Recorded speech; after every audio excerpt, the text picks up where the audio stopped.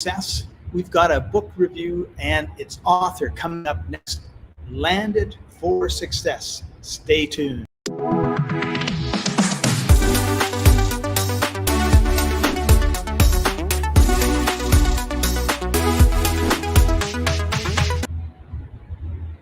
Wrong.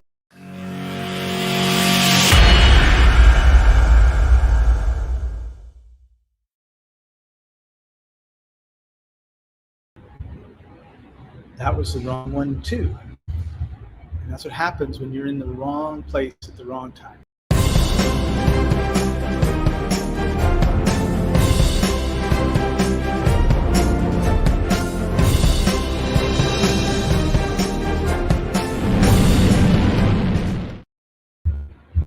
Welcome everybody, this is Books Cafe. Sorry about that. I've got a new program that I'm using for live stream called Melon app, and I love it, but I'm still not used to it, and unfortunately I was in a different profile for a new, so you got a sneak peek at my newest live stream, which will hopefully be starting next week, dealing with crypto. So this is Books Cafe, sponsored by free-ebooks.net. Head over there and get 5 free ebooks every month. Sign up, it's free. 5 ebooks are free, and we've got over 22,000 people visiting us every week looking for great books. And if you're an author and you want to have your book featured and put in front of almost 1 million people a month, head over there, and when you join, there's a little tick box, become an author. Awesome. All right, so with that, I'm hoping this is the right one, I'm going to bring on our guest.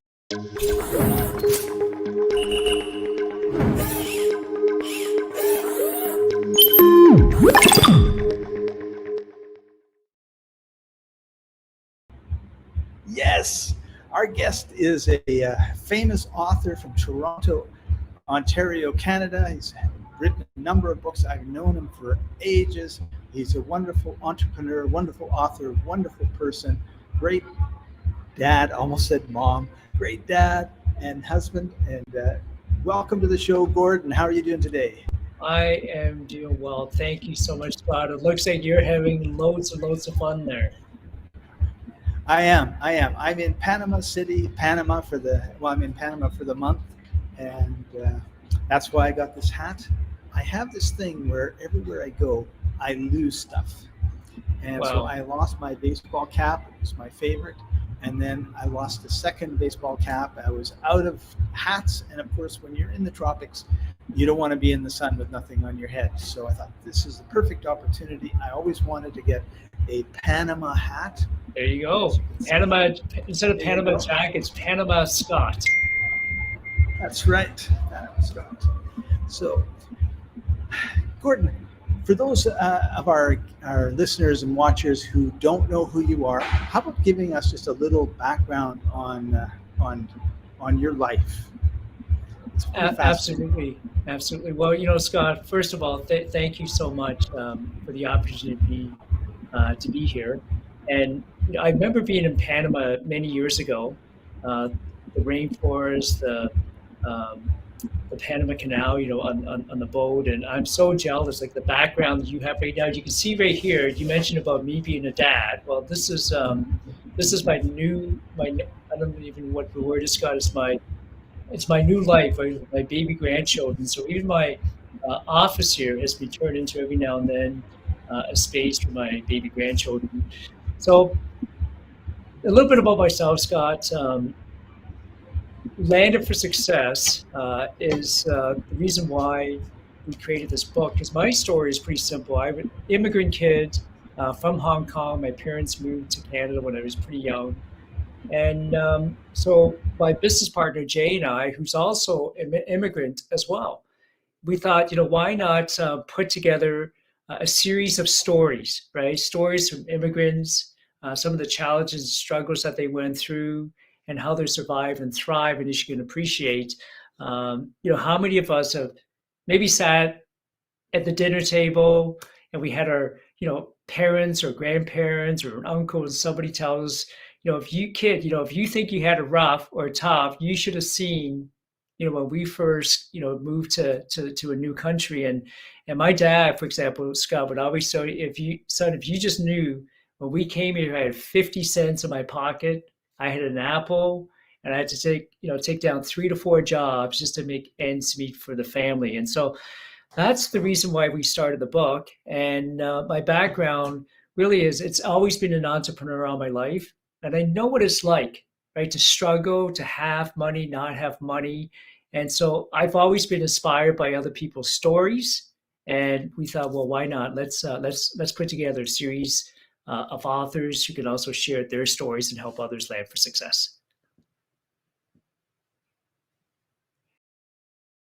Sorry, Scott, you muted there.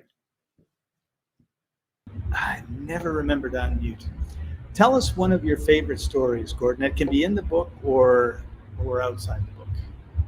Yeah, one of my favorite stories, Scott, in the book is a young lady by the name of Pamela. And I remember when I was first introduced to her, I fell in love with her story right away.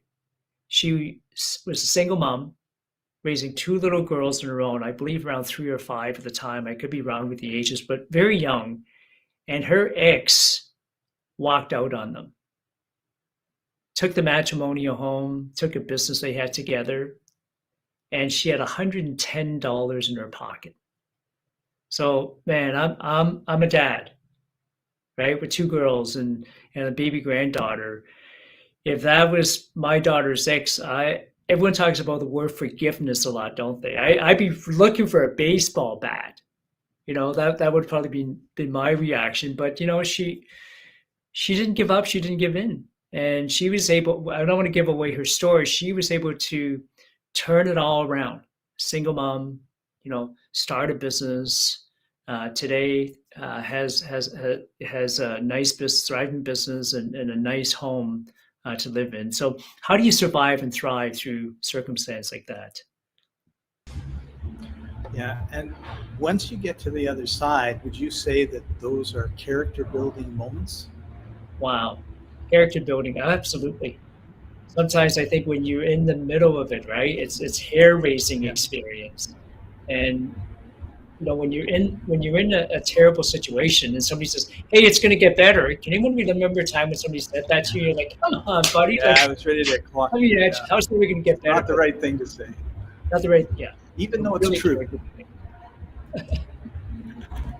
But talking of no money, you remind me of after I graduated from university. So last year, my dream was always to go back to Australia because I was in grade 1, grade 2, part of grade 3 in Melbourne, Australia, and I always wanted to go back. So once I graduated, I had saved up some money, worked the summer, saved up some money, and went to Australia. And in those days, there were no debit cards. American Express, I don't think they even had it. Oh, if they did, it was way too expensive. And wow. The way you traveled was traveler's checks, American Express traveler's checks. Yes. And so I got a bunch of American Express traveler's checks, and I thought, and $2,000 was a lot of money in those days, right?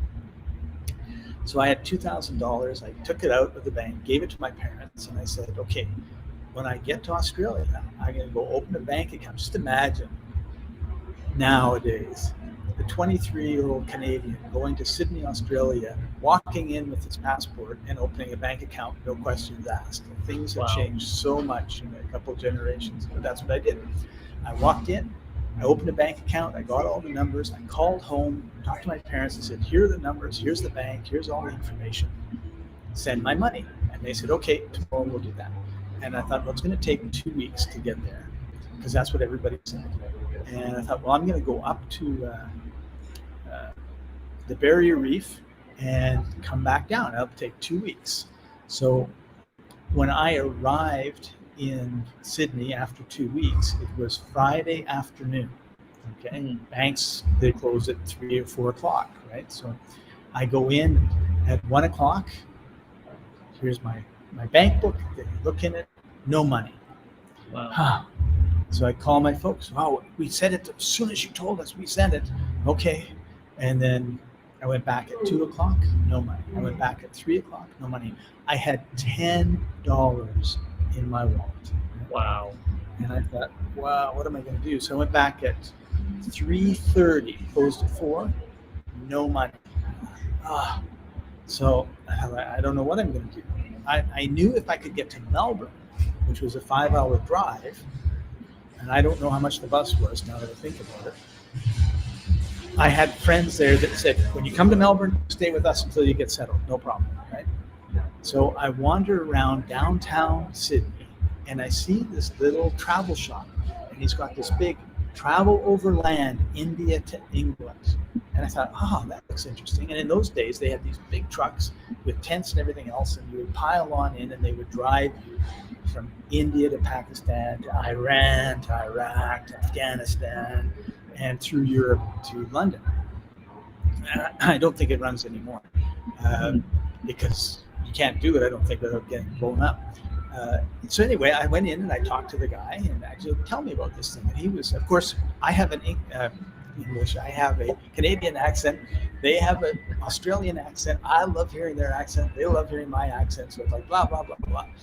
So when we were kind of done talking about it, he looks at me and he says, well, what are you going to do now? And he told me this later. What he meant was, now that I have sold you this overland trip, how are you going to get to Kathmandu? Okay, that's what he meant. Wow. But I took it as like, what are you doing now? And I'm going like, I don't know.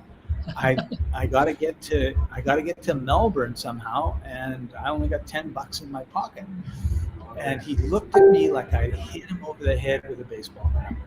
He says, I'm driving to Melbourne tomorrow. If you want, you can come. And I said, oh, great, right? So he drove me to Melbourne to my friends. On the way, he gets a speeding ticket. Wow. And a speeding ticket is $20. And he says, like, can you pay half this ticket? So I arrived in Melbourne with zero money. And so the postscript to the story is that when I got to Melbourne, I went to the bank and I said, is there any money? And it was actually about 2 weeks later that I actually went to the bank, because the people that I was staying with just, oh, no, we're looking after everything. We've got this Canadian staying with us, and we're going to just look after everything. Don't worry about it. So the money arrived, according to the bank, at 3:45 p.m. on that Friday. So if I'd gone back, at 10 minutes to, maybe it would have shown up, maybe it wouldn't. But on the book, it was just like, oh, you're kidding me, all that stress. But so somebody was watching over you, Scott. Somebody was looking after you. Full-time angels. I am so. I'm going to reverse this for a minute. I absolutely love you. Absolutely love what you do. You have inspired me. Thank you. Inspired so many people here at home in the Toronto area. I mean, many of my friends and clients have learned from you how to do podcasting. Like, that's where I learned it from, right? Udemy courses, lifestyle. Every now and then I get some of my guys saying, can you introduce me to Scott? Because I want to travel like him. And like, well, first of all, if you want to travel like him, you got to figure out how to create income or a digital lifestyle like Scott. And it's not easy, because I think people probably think, oh, he's got it made in the shades, right? But man, you figured it all out, and I want to say thank you for doing that, inspiring the rest of us. Thank you. You're very good at reversing the host-guest scenario there, Gordon. But I am here in Panama. Panama has 354 islands, if you can believe it. I thought like 6, right? And then I heard that. So I went on a trip to one of the islands, and it was 4 hours to the coast where the island was, and then another hour on the water, and then we're at the island. So I left here at 5:30, 5:15, got to the boat at 9 something, or 10, and then 11 got to the island, hanging around the island, went to another island for lunch, and then came home, another hour on the water, another 4 or 5 hours in the car. And of course, all I took pictures of was the island, and the water, and, the good stuff, right? And I thought afterwards, like how many people because I didn't really know what I was getting into, right? It's like, Right. oh, there's this great trip. You can go on this island. The island's beautiful. Okay, didn't really, what time do we leave? 5. What? Yeah, you got to get up early to get on this. Oh, okay, and then it's like 4 hours later. It's like, holy smokes, this is a long way, and for a day trip. Mm. But I often think, people see like the good part, the fun part, and they don't really realize that it's like the ducks, right? They're nice and calm on the water, but they're I paddling know. like crazy underneath. So, how did you come up with the idea for for Success Group? Yeah. So, Scott, again, J. Jack Anthony, a good friend of mine, we've always ran across each other at different events all throughout the years. In fact, you spoke at an Empower Women to Succeed event, so Jay would have Yes. an events like that. And so we've always said, let's do something together. And just prior to the pandemic, we got together and said, well, let's do books, right? Again, he's got immigrant stories, I got immigrant stories. When I was Right. young, probably 8, 9, um, when you're younger, you're more resilient. So as a kid, I couldn't speak the language. I was bullied a lot. I didn't like school. And then Jay, on the other hand, Scott, as a teenager, I mean, as a teenager, you're facing some really, different stuff as well. And I won't go through his story in his book, but he talks about he had some choices to make in life: hang out with the wrong crowd and be in Right. prison, right, for the rest of his life, or choose the right crowd. But that's a story for another day. So that's how we started the book. And then we took the book, we said stories, let's do live events where people can come together, share stories, network. And guess what? COVID hit. And so we just couldn't do live events. And 90% of my business is live events, live events. So for the last 2 years, we've had adversity. We have not been able to do what we want to do. And so we pivoted, and everything we do is online, which has been a huge blessing in disguise, right? Travel, Right. expenses, and we've still been able to grow, authors. Not only in the first book, now we're launching the second book. Awesome. So, what's some advice that you can give new and upcoming authors? Like, what's your number one tip? Just be you guys. Like be real, be you, and know that you are unique. I mean, you are special. You have a story that's yours. Nobody else has your story, right? Right. And don't be afraid. Don't be afraid to tell your story. Don't be afraid to share your story, because your story it's got the power to really help somebody else. So just be you, be authentic, and find your voice. And when you're ready, share your story. Awesome. And I would suggest that one really good way to quickly become an author Okay. is to participate in a project like what you're doing. Got it. Yeah, absolutely. A published author. Right? Sure. Like, I have a book and I'm in the book. Absolutely. I mean, it's great to have your own book, right? We have a lot of friends who have books. Right. I have some friends who spend 20, 30, 50 grand just to write a book, and it's still sitting in their basement. They gave away a copy to their mom, their dad, their brother, their sister, their aunt. So it's nice to have your book, and if you get the money for that. But for a lot of my clients, some of them want to write a story, Scott, because it really is, when you write your story, it's just the healing process of being able to have a story that you overcome, not something you're still living in, but something you've overcome, and you can share with somebody else. It's really healing, right, for some. And we got some of our clients who write on a chapter in the book because they want to leverage it as a story so they can become a published author.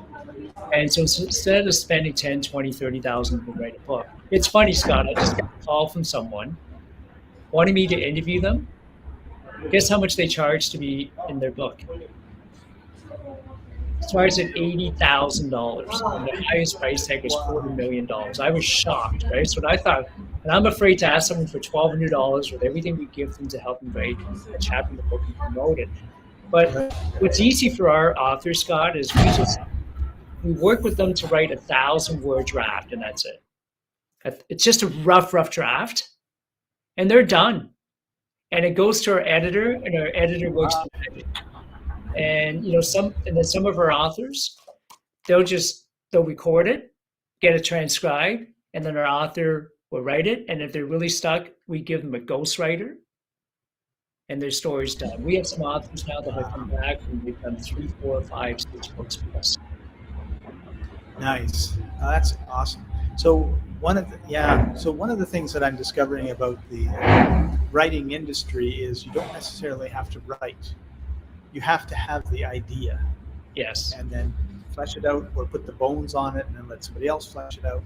And I have a friend who does. He's got 12 children's books, and I think he's got 7 of them published. That's amazing. And he has an artist, he has a partner.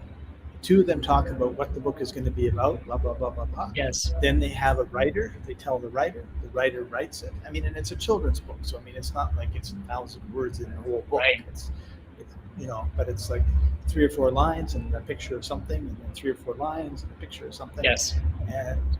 And so they just every month they come out with a new book because they've kind of hit the.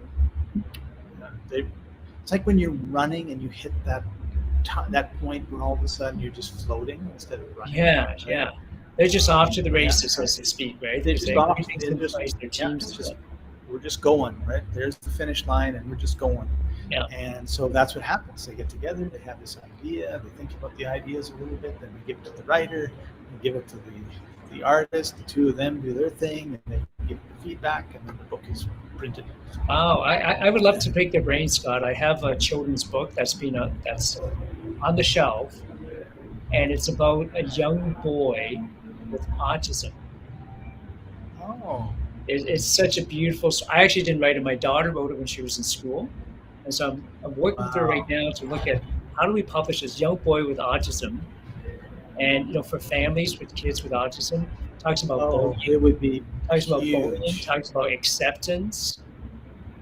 It's just a beautiful story. You're going to have to come on because the author I was talking about is co-host of this show, but this particular week he couldn't be on. So usually there's three of us, you, me, and Chaffee. Okay. But he's tied up this week in North Carolina. Okay. That'd be and amazing. He couldn't be on, but I'll definitely introduce the 2 of you because he's amazing and the way that he does it. I've also been involved with a book similar to yours in terms of a number of authors writing a chapter. Okay. And what I really liked about it was, Scott, November 30th is the deadline. Get your chapter in. Yes. Yes, Mr. Boss, like whoever the person is that's doing it, because you need it by then, I will do it come hell or high water by then. And I did, right? Now, if I was writing my own book, it would still be not done. I know what you mean. Right? Yeah. So I find that, so for me, this is one of the reasons why I really like collaborating. Right? Yeah. If you weren't here as my guest, we probably wouldn't have the show. Right. Because, it's just like, no, why bother, right? And we all have a part sunny here. What's that? We all have a different part that we play, right? Yeah. That's right. And some people, and I am so envious of them, like they do their thing and they do their project and they don't have to talk to anybody or be involved with anybody and it's only them. I just go like, wow, I have tried that like 50 times unsuccessfully, right? I keep going back to, I guess it's my character and my personality, right? And but I think if you're an author and you are serious about it, but you procrastinate on it, in other words, you're just not making any headway, yes, and you get with someone like Gordon and say, you know what, I want to be a part of your book, and because not only you always need to have mentors too, and you bring that to it, but just the fact that this book is going to be published on this day, so we need to have it ready by this day, and we need you to have your part done by this day. Yes. Then it gets done, right? And it gets financial done. Commitment. Yeah. It was like what you taught me about Pete. podcasting, Scott. I forgot the platform we were using. That you're so good at being ahead of technology. But I remember you and I did a podcast together one time, and I asked you, like, why do you always have co-hosts? And I think you said something like, it's because it makes me accountable to show up. See, if it's just me, it's easy to wake up in the morning and say, maybe I won't do it. But if I knew Scott's going to do it. I'm in Panama. It's funny, okay? I Yeah. like the beach. You Yes. know, So I got to show up, or else I'm letting you down. right. Right. So same as writing. If I've got 20 other authors, like in this book, 19 other authors, if I don't get mine in, then I'm letting the other 18 folks down. Scott, I got a quick story. You Right. mentioned story. Rick Kai is someone that went through one of your Udemy trainings when you were in Toronto, and his story is incredible. You know, he talks about when he was a kid, he used to be bullied as well, and then his mom finally decided to put him into karate. And fast forward to today, he's a sensei, and he started a very successful um, karate school pre-COVID. And then when COVID hit, it ruined his business. So I'm not going to go through, his story. If you get a chance to read it, how he eventually, despite of COVID, despite of financial challenges, he was able to take his business online, right? And in less than a year, in about a year, he was able to pay off $100,000 debt. So it's pretty incredible landed for success Wow, story. that is awesome. And let's talk a little bit about garbage in, garbage out. We Mm, often talk about that in terms of computers. You know, yes. to err is human. To really screw up requires a computer. And oftentimes we talk about, you put garbage information into the computer, you get garbage information out of the computer, and what we put into our ears or into through our eyes, reading or listening, also has a huge impact. So when people are reading inspirational stories like in your book, Yes. how do you think that helps them? I mean, I think it Yeah. must make a Yeah. huge difference. Garbage in, garbage out. What we put in our mind is what's going to come out. We've always been taught that, right? And it's true. It's like, the computer days. And just maybe I'm dating myself. And I remember in high school, those punch cards, right? So it's really true. Yeah, I remember them. So the late great Bob Proctor, right, talks about our conscious and our subconscious mind. Not that I'm an expert with that, but he says what we put into our minds, whether it's true or not, we really don't know. Like our subconscious mind can't tell the difference between something that's real or not real. So what is it we're feeding our mind? So we're feeding our stuff that's negative. Guess what? We're going to develop a negative mindset, right? If we're feeding ourselves with stuff that's always going to depress us, get us down, drag us down, then why are we even thinking about those things? Napoleon Hill talks about, stop.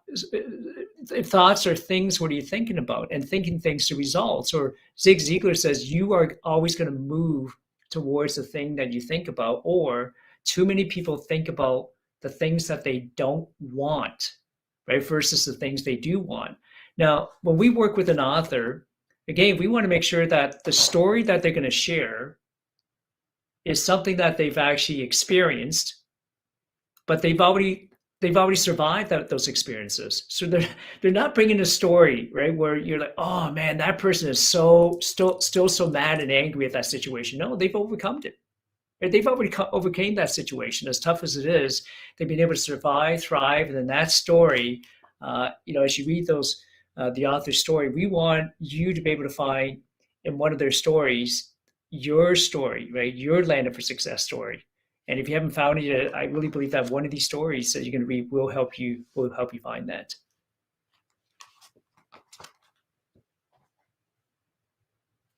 Sorry, Scott, you're muted. That's beautiful. I really appreciate that, Gordon. One of the things that I did not ask you beforehand, and I should have, is where can someone go to get the book? Yeah, that's easy. Just go to Amazon, any of the Amazon links, right? .ca.com, and just type in the word "Landed for Success." Now, this is volume 1. Okay, so the Kindle version is now available on Amazon. You'll see "Landed for Success." It's a black cover, black and gold. It'll say "Landed for Success: From Burnout to Victory." That's one way. Or the easier way would be just go to landedforsuccess.com/book launch. landedforsuccess.com/book launch, and you'll be able to click on there, open up all the different country links where you can actually buy a copy of the Kindle version today. Awesome. That's land. I just want to make sure we've got this for Yep, appreciate that. on So landedforsuccess.com/book launch. that's it. And what happens in a year from now? Will it still be good? Yes, yes. Not going to go away? I don't think so because we're volume 3 will be coming up in the fall, and then the same thing will happen over again. And I keep on going back to empower women to succeed. When you were one of the speakers, my good friend Randy, she's now a 9 times international bestseller. So that series keeps on rolling along, and Wow. we're hoping to do the same. And Scott, you also you spoke on that stage with my friend Elliot Hiller, and I remember Yes. Yes. folks were saying to me, Gordon, you have an empower women succeed event. Why do you have 2 men coming in to speak? But both of you, you guys are standing ovations. But both of you guys when you spoke. But I remember one thing about you never met Elliot's friend Keith. Keith is in this book. So Elliot was in the first book, this one right here, and then Keith is now in the second book. And you mentioned $20. If I could share this last story, that would be great because I have to hop on a call with Hong Kong. Scott, Keith, talking about $20. Back in 2019, Keith is a mature businessman, family man, but he's gone through a number of businesses, number of industries, if you can imagine, and he's been beaten up. He's made money, he's lost money. And in 2019, he was at a point where things were not happening the way he wanted to financially. And he said, one day I was at the gas station and I had to call my buddy Elliot. Can anyone relate to that? I don't know if anyone's actually been that down and out, right? And he had to call me. He said, hey, could you please meet me at the gas station? Because I need $20 or 20 pounds, whatever it was to put gas in the car. Well, 2 years later, fast forward today, Scott, I saw you're so good. You talked about investing before, you talked about cryptocurrency. Some people laughed at crypto. Make a long story short, Keith has done so well. I don't know if I should be telling, actually, he didn't write about it in the books. I can share this part of the story because he shared it online. But make a long story short, he this summer, he's done so well financially. He's donated to charity, but he went and he bought a home. You hear people go talk about buying a $200,000 car and people laughing and say, how are you going to finance it? Right? Because you walk in your shorts and a t-shirt and a hat like that Scott has it, like, maybe this person doesn't have money. And then you take out 200,000 cash and you buy a car, right? Guess what? He bought a beautiful home this past summer. And it was let's just say it was a couple million pounds. And when the agent said to him, sir, how would you like to finance this? Would you like me to help you get financing a mortgage? And he looked at the real estate agent and he said, it's okay, I'll just pay cash for it. Right. So that is awesome. That is awesome. Guys, listen, 2 years. Amazing what 2 years difference make. And then you get people saying to me, how did you become so successful in 2 years? He says, Gordon, I didn't become an overnight success for 2 years. It took me a lifetime. It took me a lifetime to get here. Yeah, that's so true. That's so true. Everything we do is building blocks, creating the foundation of our life. And Gordon, I want to thank you for the difference that you've made in so many people's lives, helping so many authors get their message out. And one of my friends once said, Scott's helped all these people podcast, and he probably has no idea how many people those people have helped because he was able to help them. Yes. And you're the same way. You've helped a lot of people get their message out, Yeah. and it's just impacting the world in such a wonderful way. So thank you very much. We've coming to the end of our time. I know that you have another call. Do you have one last thing you'd like to share with the audience before we go? Yeah, absolutely. Again, don't be afraid to share your story. Your story has the power to help inspire and motivate someone else. And share your story, pay it forward, and then teach somebody else how to do it. Scott, you taught me how to share my story with a podcast. And the first time I did a podcast, I was so scared. I like, is I there anyone remember. there? Is everyone listening? Like, are they going to laugh at me? What do I have to say? No, you have something to say. Okay. And like Scott mentioned earlier, you have to find a coach, you have to find a mentor, you have to find a group of other authors that that you like, trust, that can actually help you together become a published author and share your story. Please do that. Don't let anything hold you back and stop you from doing it. Right. And Gordon, if somebody wants to be a part of your next book or the next book or the next book, depending on yes. how you watch this, can they just go to landedforsuccess.com? And yes, they can. They can go to landedforsuccess.com/authors. Okay. So in fact, Scott, I'm glad you asked that, because the first book, like anything that's new, it was like pulling teeth. I hope there's no dentist in there, right? We try to get people to try to be part of the first book. And then this second one was much easier. And the third book, we have about 20 applicants already for the wonderful book, right? We just got a new author from Bahrain. We just got an author from California who went back to India a few weeks ago, and she competed in the Mrs. Universe India contest. Wow. And she actually won it. Like, she is Mrs. Universe India, and she's now going to be a co-author in Volume 3, Landed for Success. So yeah, please reach out. I'd be happy to have a conversation with you, and let's see if there's a fit here or not for you to be an author with us. Wonderful. Well, thank you very much for your time and your generosity, Gordon. Really appreciate you and having you on the show. Thanks for joining us, everybody, and we'll see you next time.